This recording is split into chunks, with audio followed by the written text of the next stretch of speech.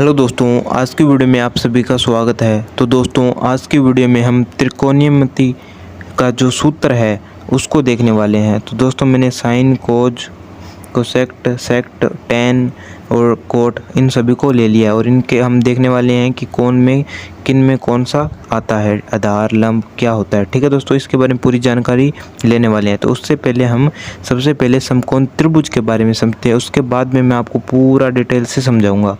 तो दोस्तों, सबसे पहले समकोण त्रिभुज तीन भुजाओं पर बना होता है।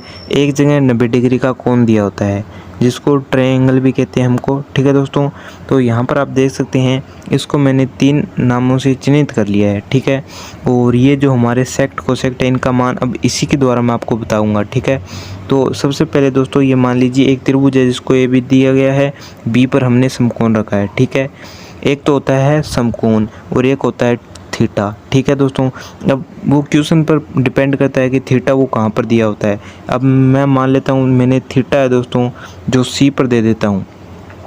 और ये बात आपको ध्यान रखनी है, समकोण के सामने वाली रेखा हमेशा कर्ण होगी। ठीक है दोस्तों, जो समकोण त्रिभुज के त्रिकोण है ना, त्रिकोण की सीधी वाली रेखा हमेशा कर्ण होगी। ठीक है दोस्तों, जिसको एच से प्रदर्शित करते हैं। और अब थीटा ए पर मान ले सकते हैं और सी पर। अगर सी पर थीटा मानूंगा तो थीटा के सामने वाली रेखा यानी कि ये ए बी रेखा है वो हमारी होगी दोस्तों लंब। ठीक है, थीटा के सामने वाली रेखा होगी दोस्तों हमेशा लंब, यानी कि सी थीटा माना है तो ए बी लंब होगी, और अगर मैं ए थीटा मानता हूँ तो बी सी लंब होगी। तो बाकी जो बची रेखा है वो हमारी आधार हो जाएगी। लंब को पी से प्रदर्शित करते हैं और आधार को बी से प्रदर्शित करते हैं। ठीक है दोस्तों, इस प्रकार दोस्तों हमको इनका मान बताना है। अब दूसरा समकोण त्रिभुज है, इसमें क्या करेंगे, जो थीटा है ना दोस्तों हम वो ए पर लेंगे।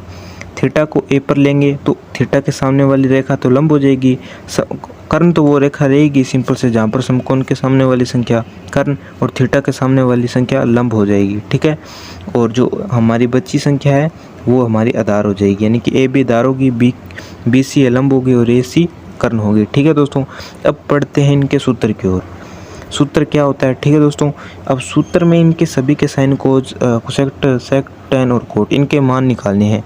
आपको तीन ही मान याद करने हैं और तीन मान हैं उनके उल्टे होंगे, यानी कि जैसे मान लीजिए आप सेक्ट का मान लंब बटे कर्ण है तो फिर टेन जो कोज का मान है वो आधार बटे कर्ण हो जाए, यानी उसका उल्टा होगा। जैसे अब साइन का मान मैं आपको बताता हूँ, तो दोस्तों साइन का मान होता है लंब बटे दोस्तों क्या होता है, लंब बटे कर्ण। ठीक है, आपको याद रखना है। और यही मान है ना दोस्तों वो कोसेक्ट का उल्टा होगा, यानी कि अगर साइन का मान लंब बटे कर्ण है तो कोसेक्ट का मान कर्ण बटे लंब होगा। ठीक है दोस्तों, तो अब ये आप दे सकते हैं लंब बटे कर्ण। लंब को दोस्तों हम किससे प्रदर्शित करते हैं, मैंने आपको बताया था अभी, लंब को दोस्तों हम पी से प्रदर्शित करते हैं और कर्ण को हम एच से प्रदर्शित करते हैं।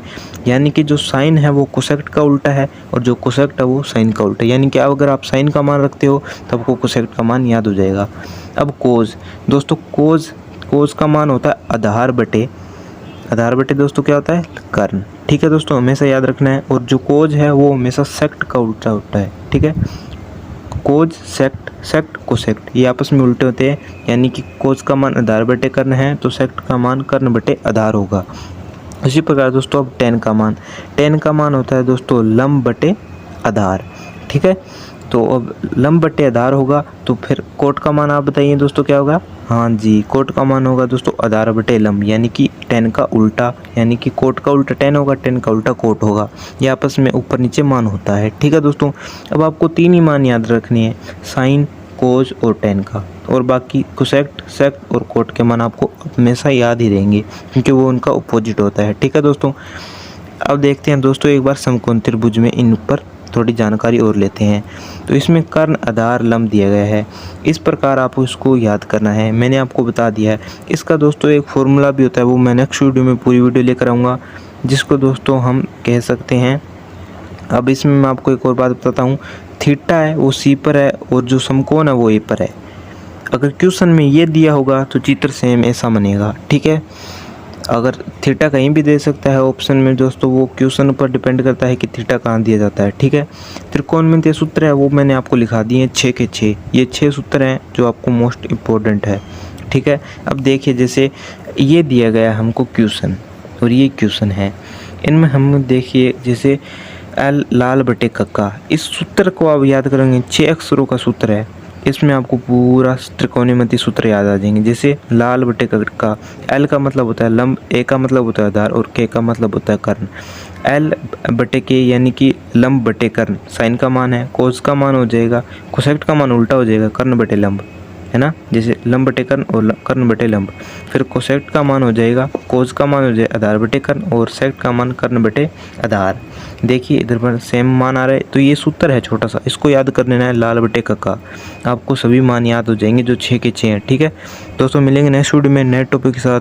तो दोस्तों अगर वीडियो अच्छी लगी है और ये ट्रिक हमारे को जो अच्छी लगी है तो दोस्तों वीडियो को लाइक करना, चैनल को सब्सक्राइब करना।